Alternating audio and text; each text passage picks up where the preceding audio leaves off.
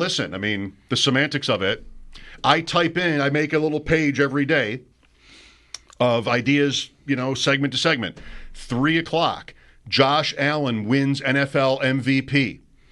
Short of Bills win Super Bowl, which maybe someday I will actually type for a 3 o'clock. Like, they would win the Super Bowl, and the next day I'd be like, what should we start with? But, conceivably someday, 3 o'clock, I write Bills win Super Bowl. This is the closest thing to that, maybe. Other than, like, Bills make Super Bowl. But yeah. This is All the President's Men is one of my favorite movies. And the end of the movie is a rapid montage of newspaper headlines, with a typewriter sound clicking. Is the show ever sounded older than a typewriter? But clicking along in the background, and it ends abruptly with Nixon resigns. And I felt like I was typing Nixon resigns. The Bills win Super Bowl would be the closest thing. What's the lead on the news tonight? The day the president resigned. I think that's probably it. Like the movie climaxes at, okay, Nixon quits. And Allen literally writing, Josh Allen wins NFL MVP, felt huge. Yeah. Thinking about his career and all these years. Our lives. It's great. Yeah, it really is. It is. And I like this sort of moment or day or, however long it'll be here for us because it is. I'm a take stock sort of person. I don't know. I think maybe that's just natural as you get older, that you become that way. Like there's less urgency on the day to day and more like the sort of what's the big feel? What does this really? What does this all add up to? And today is a great day, I think, for that because to have a guy who deserves to win that award playing for that team that went through what they went through from the year 2000 to 2017 is really something. Like it was very easy 3 years into that, 8 years into that, 12 years into that, right to the very end of it, to feel like we're never going to matter again. We're just never going to live a relevant life caring about the NFL. We're stuck. We're trapped. Who doesn't make the playoff for 17 years in that sport? I mean, just every year there's a last place team that goes to first place and all that, and the Bills just could not get there. And, we don't need to rehash, all the factors, New England, Brady, all that, the Bills' own ineptitude. But, man, they got there. They got there. They drafted this guy. He did the work that needed to be done to turn himself into this monster talent. And it's just an incredible turnaround in the fortunes of the organization and its fans. It just is really, really tremendous to have a guy that's at that level. So, yeah, we're going to have to sit through the Chiefs and the Eagles on Sunday, and there's certainly lingering bitterness about that. I totally get that. I feel plenty of that myself. But, man, it's hard to top this right now. It is not the Super Bowl. It is not getting even to the Super Bowl. But I think beyond that, like I think you just said it, like it's maybe the next best thing you can do is have a guy that credibly warrants that kind of attention and that kind of an award. It is a regular season award. We all know that.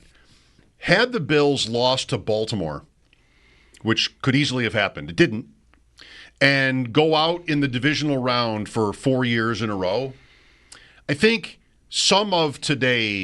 more of today would be a reflection and commentary about it would be, okay, win something. I think the AFC Championship, losing by a field goal to Kansas City, Allen is still mostly immune from that, I think, or to that. The idea that he's not a winner. Because Kansas City has won so much, they've beaten everybody. And the Bills got closer this year. And, they beat them in the regular season every year. So Allen still doesn't suffer for that because I think now, it's 7 years, right? Mm-hmm. And it's still like the thing you need to do, fair or unfair, in the sport as a quarterback is win a championship. And that's there for him, and that's there for Lamar Jackson and Jalen Hurts, and all these guys that have been among the league leaders. It's really great. It's just it's well deserved. Allen has always been aces when it comes to the PR stuff. I'm not even like by using PR saying that it isn't genuine. I think, it is. It seems like it is when it comes to him. Last night, he's just perfect. Him being willing to sit and watch the video of the kids from Children's Hospital and being willing to, be exposed like that, like be open like that. Exposed is a sloppy choice of words there. But you know what I mean? Like you can be vulnerable. Yeah, vulnerable is exactly, thank you. That's the word I wanted. That says a lot, I think, about him, because there's a lot of guys in sports or otherwise that just don't ever want to let you see that side, right? And there are probably people out there that hate that he did that. It's just like, you're the leader of the team. What are you're crying at a bunch of little kids? I don't know. I don't even want to dig. I shouldn't have even brought that up. I just love that he's not going to bow to that. Like, this is who I am, and this means a lot to me, and I'm going to let you see it. And that takes I don't know, courage is too strong, but it takes certainly a strong will and a lack of fear of being judged by people and just not caring what people who are going to find some reason to pick at you for that. I love when people who are at the level that he's at allow themselves, I'm going to use your word again, allow themselves to be vulnerable. I just think it's a great way to connect with your fan base. And I can be plenty skeptical about that sort of thing, which, you said PR and I don't mean to make it sound like it's all staged. Obviously they're taping that. There's some degree of, they have an intent doing it, but I just think he comes across as so heartfelt in everything he seems to do publicly. And I've heard similar about him from people that I trust privately, saying like that's who he is. And until further notice, I'm going to just trust that and love every second of it, because I think I don't know that every market or even every fan in this market needs that, but I definitely appreciate it about him a lot. The other side of it is like, okay, so how did he win? It's not that there isn't a very makeable case. There always was. Not even just to ignore numbers. I love my numbers, but first in EPA per play, like it's, to say the very least, respectable for him to have beaten Jackson. It was an interesting debate because Jackson had better stats in like a lot of the big categories. Allen was maybe 14th in passing yards this year. So just in terms of that, he was 14th as a quarterback. Like, wow, that's the MVP. Mahomes was 7th. Mahomes had a year where he was like, oh, why are they struggling all the time? But he was 7th in the league in passing yards, and Allen was 14th. And Mahomes didn't sniff the award. And I think if you're not everybody does, but if you really want to analyze the vote, it's interesting how Mahomes was like never in the conversation, despite being the quarterback of the best team. And the betting favorite for like half the season. Right? Wasn't he at the top of the odds for a good part of his sort of squatting on it? I don't know if it was half, maybe, in the beginning, maybe. Yeah. I felt like until they lost, I felt like he was getting respect because they could go undefeated, and the undefeated quarterback, regardless of his stats and almost regardless of what everybody else does, people still may vote for him. I don't know if it lasted that long. Like, okay. Maybe Sammy will remember. We'll I'm talk not to him sure. In about 20 minutes. Yeah, I think I remember when the Bills beat Kansas City, like Allen won it today. And I don't know, maybe he did actually, because Jackson had the hot finish. But what I think the consensus is, and I'm not any different here, is what made, when you consider the Pro Bowl or the All-Pro vote, which Jackson won by a lot, I think bottom line was voters, the world felt that Jackson had just a much better team, much better supporting cast.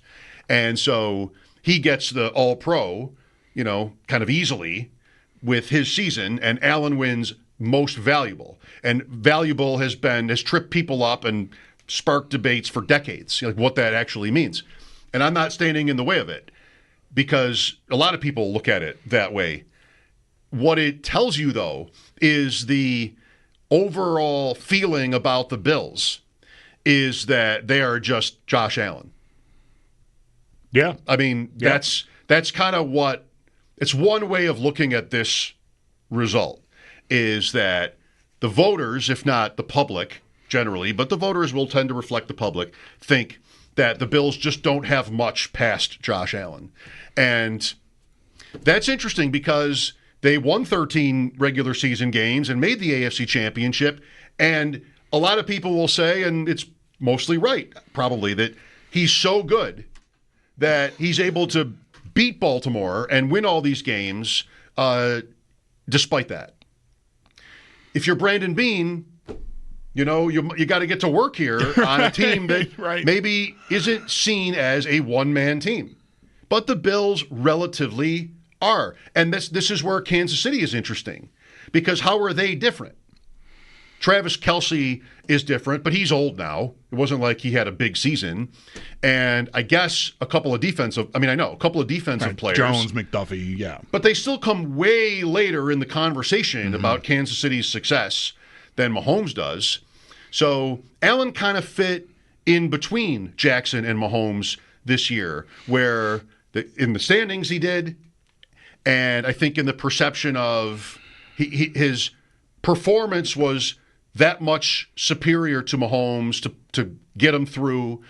And if it was slightly, arguably inferior to Jackson's, it was still enough because of the fact that the Ravens had 9 guys in the Pro Bowl and everything else. But certainly enough voters didn't go for that. I mean, Jackson won first team All-Pro, like you said, by a lot. Allen did not win the MVP by a lot. It was 27-24 first place votes, whatever it was. Very, very close.